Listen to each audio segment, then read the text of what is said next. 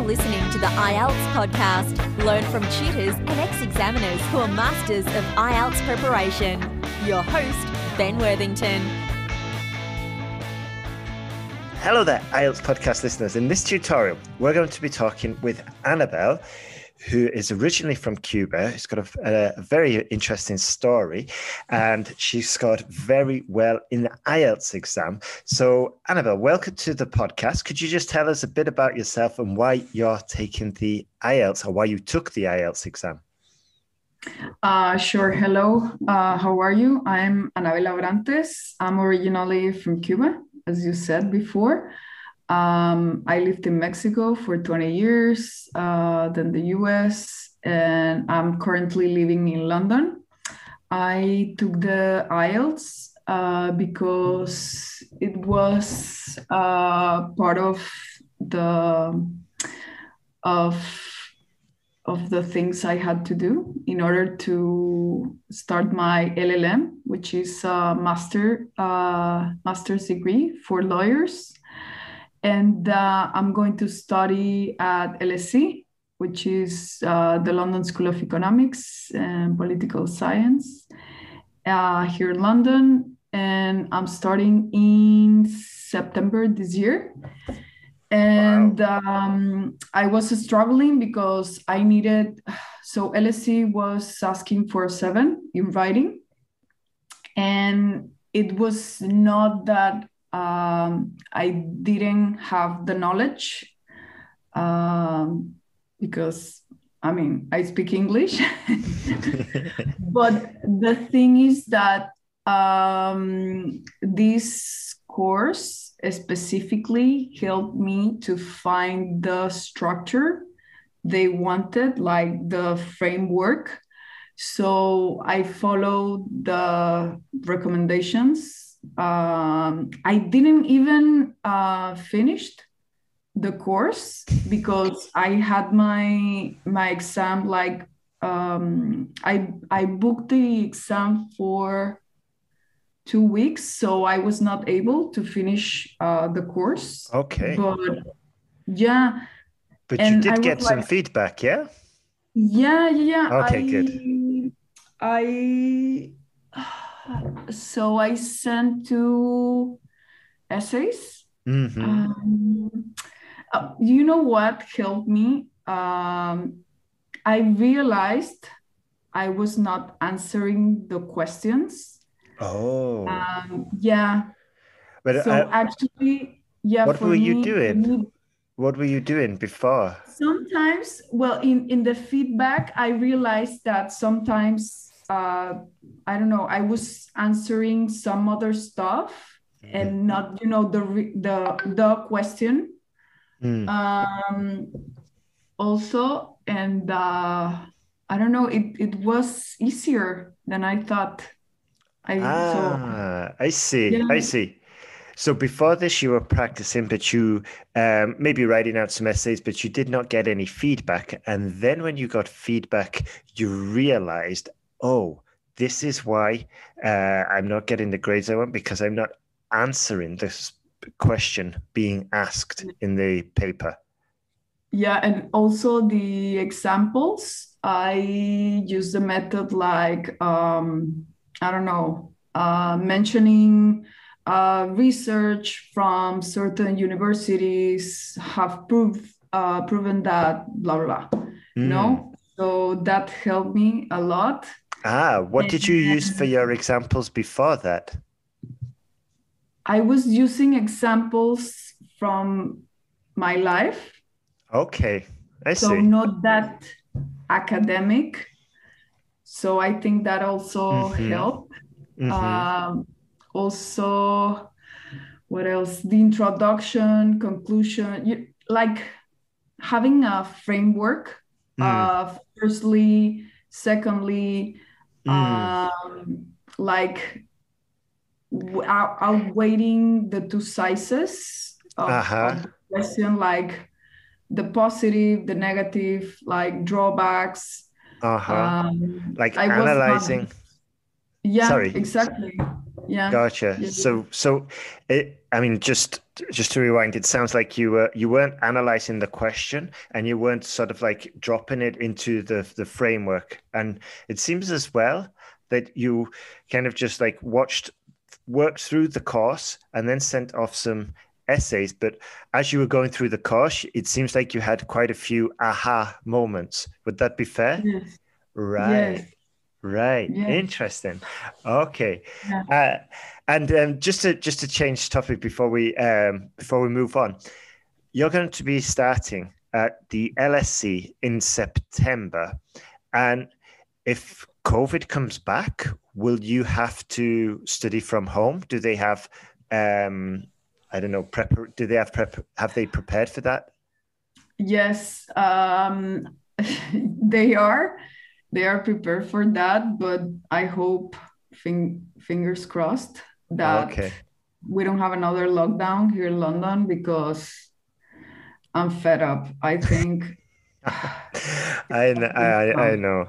Yeah, I can relate, especially So, with your 3 kids as well. That must have been very intense. yes, it was. It was, and actually, it started from the US, because when this COVID happened, we were in the US. Mm. So classes were online when we were in the US. Then we came here. We arrived during the summer, Mm-hmm. and then in September, I was like, oh, they're gonna go back to school, and again, lockdown. Oh, oh my word. Okay, yeah. I can see, I can see it's time to change topic. I could relate.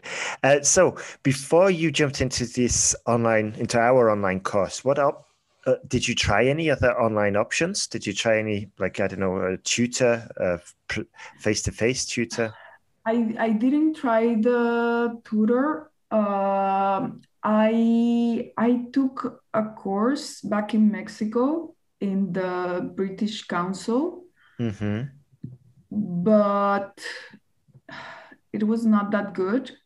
I mean, Oh, I think you gave me more like pragmatic recommendations, mm.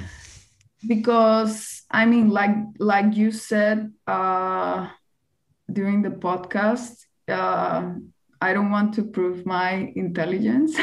I get the grade, the freaking 7. And you know what? And also, I think it was useful because I was struggling to get ideas. I like to take my time when I'm writing.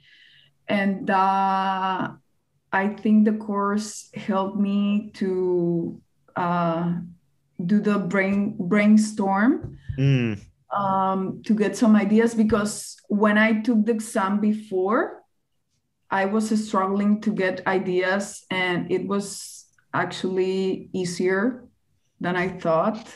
And you don't have to come up with brilliant ideas, just you want to communicate something easy and smooth.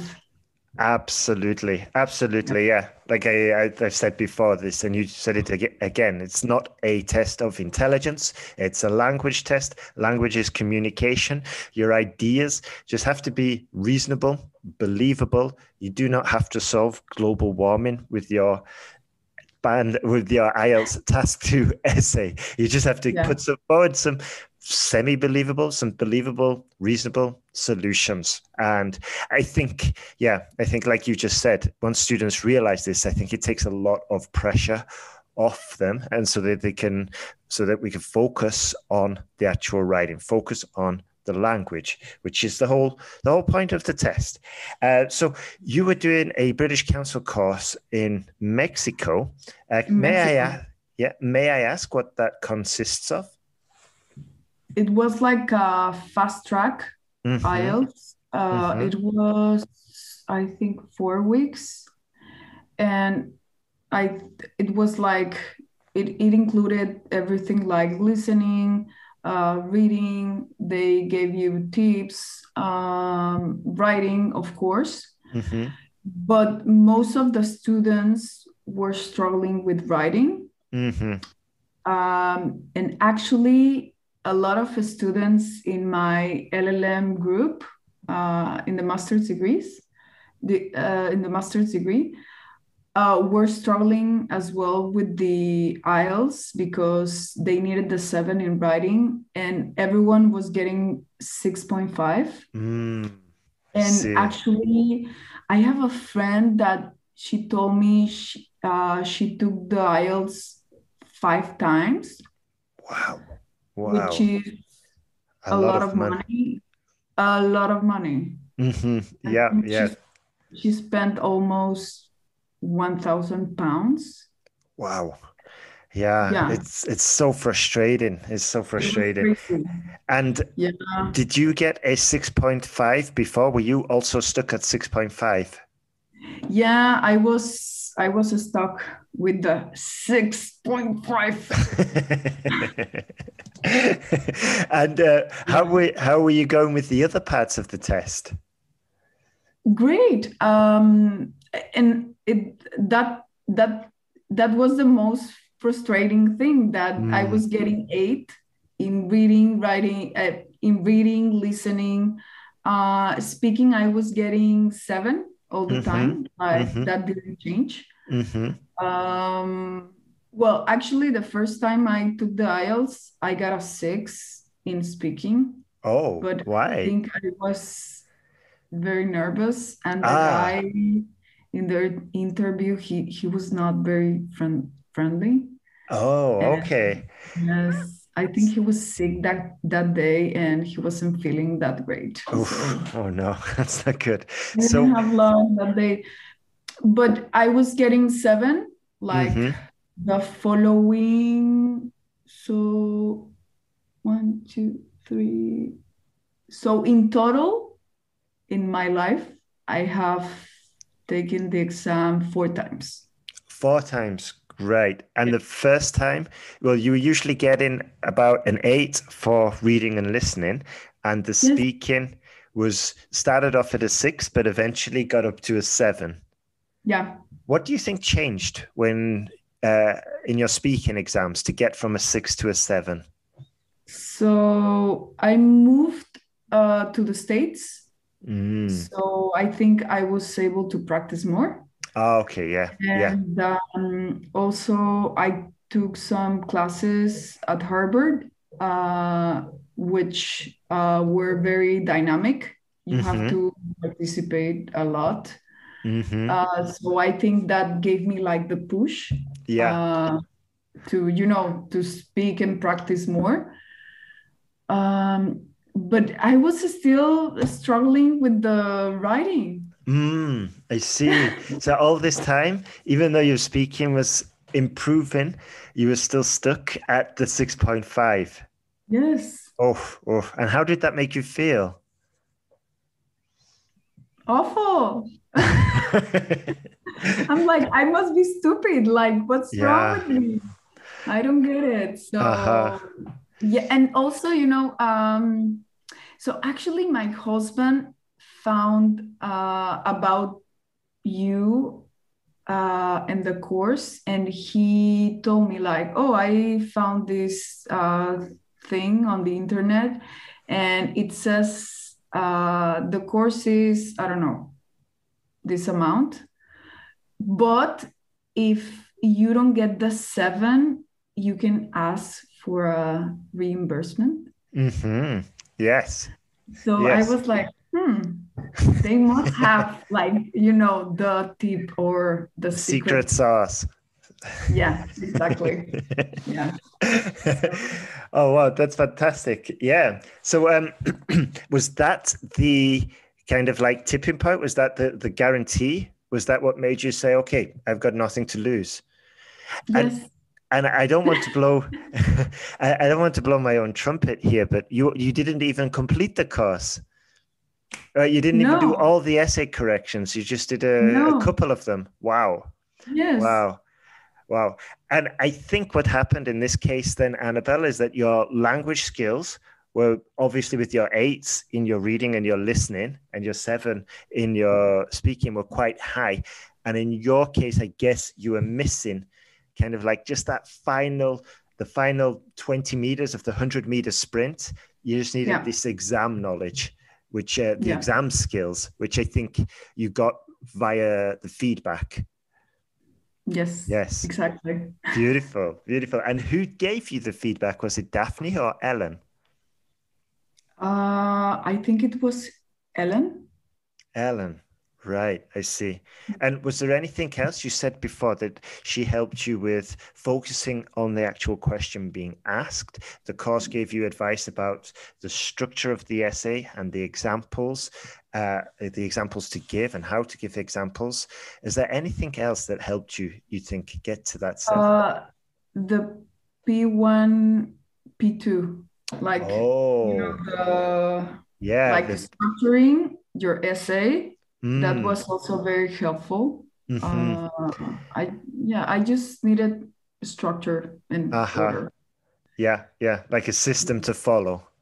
Yeah, exactly. Yeah, I remember when I stumbled across this just one basic idea, the P1, the P2. And for me, after that point, personally, I could start writing a couple of task 2 essays an hour, just knocking them out. It became so much easier. And other students have said the same. Now, is there anything else that you would like to mention about working with Ellen that we haven't mentioned? No? I don't know. I'm thinking, but I mean, she helped me with the P1, P2. I sent like 16. You gave me like 16 questions, and I had to send ideas. And that was really helpful. And then I sent a couple of essays, and I got the feedback actually one day before the exam. Wow, that's really good. I was like,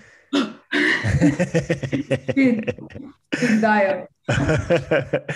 Yeah, I think the benefit of getting this feedback so quickly, getting it back into your hands, is that in this case, it actually was probably fresh in your mind going into the exam. It wasn't like an essay that you handed in a week ago. You wrote it recently, you got the feedback recently, and then even more importantly, you had it recently fresh in your mind, reviewing it. And then within a couple of hours, within the very next day, you're in the exam and you're writing your answer. Do you remember what essay question you had?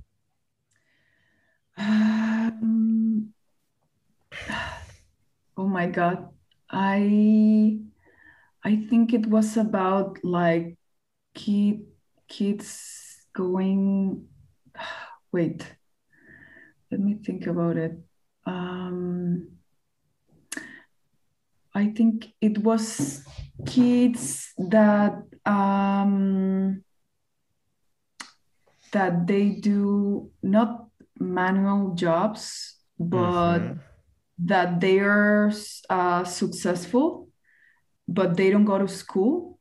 Something like that. Okay. I really don't remember very good. But did you how were you in the exam room? Were you quite comfortable, quite relaxed? No, I thought I was like, no, I saw the question and I didn't have a lot of ideas, so I just put the first one I came up with. And actually I was like, oh, Christ, this was not really good. And then I got the score and I was surprised because I thought it went wrong. And I was actually surprised. I was not expecting my 7. Yeah. That's fantastic. That's fantastic. But I was really happy. No more IELTS. You're not going to finish the course and write some more essays and send them in? I don't know. You know what? Yeah, I don't know. Maybe I will because I already paid for the course. Uh-huh. Uh-huh. Probably I'm going to finish it when my kids go back to school because right now they're on vacations. Mm-hmm. They're Mm-hmm. going back next week. Right. Yeah. So I'm gonna have more time to work, study. Uh-huh. You know what you could Yeah. do, Annabelle? You could finish the course and take the IELTS test again, and then we do another No. call. We do another call. No, fair enough. I understand. Fair enough. But yeah, I imagine as well doing it at a leisurely pace and doing it with no pressure and just to get the feedback and just to get that and just to improve your writing, I imagine would be quite a rich experience. And also it definitely won't harm you for your own preparation for LSE when you start there, I guess. Okay. All right. So Definitely. final question. What would you Yes. say to anybody who's probably thinking about joining the online IELTS course we have at IELTSpodcast.com? Oh my God. Like, do it right now. Don't spend your time or money taking IELTS forever. Um, I wish I knew about this course from the beginning. Yeah. It would have saved me a lot of money. And time. Yeah, but And actually, there were when I took the exam, I remember that there were doctors there who needed the IELTS to work here in London, and one of them, he was from Austria, I think, and his English was really good, yeah. but he had the same problem. Oh. Last exam, he got 6.5 in Mhm. writing, and in the rest, he got 8, and then 6.5 Oof. in writing. Yeah, and I was like, oh, I took this course. Let's see how it works. Okay, Yeah. I gotta keep an eye out for this Austrian doctor. And if you're listening, and if you did have a call, if you did have a chat with Annabelle before your exam, then you know that this course works. So come and join us, please, Mr. Austrian doctor. Yes, it will save you a lot of money and time. Absolutely, yeah. Okay, well, I think that's everything. Do you have anything more to say before we finish, Annabelle? Yes, I'm very happy I don't have to take the IELTS anymore. No, well done to you, eh? Well done, and congratulations. And I'm very excited, and yeah, I'm very happy that you could just close this chapter. No more IELTS tests. You're on your way to LSE. You're on your way to getting the what was it? The masters in masters as a lawyer. Is that right? Yeah. Beautiful. Master of law. That's it. Yeah. That's super. Thank you very much, Annabelle. You're welcome.